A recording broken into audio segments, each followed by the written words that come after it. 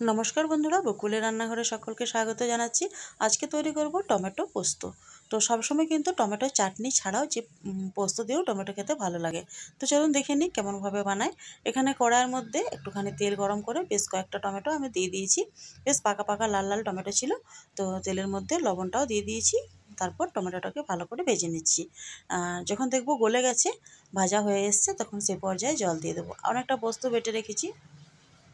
সব সময় আলু পোস্ত ভালো লাগে না, বা সব সময় টমেটোর চাটনিও ভালো লাগে না।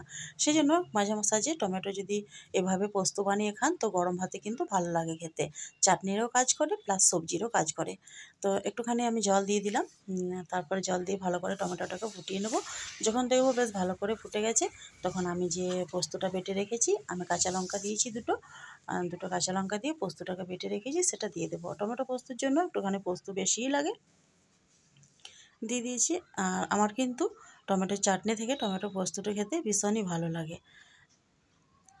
বেশ ভালো মতো করে ফুটিয়ে নেব, একটুখানি খুন্তির দ্বারা ভালো করে নাড়াচাড়া করে দেবো।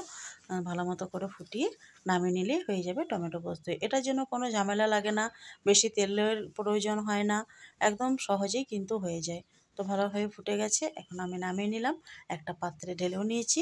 দেখতে পাচ্ছেন আমার টমেটোর ফাইনাল লুক চাটনির।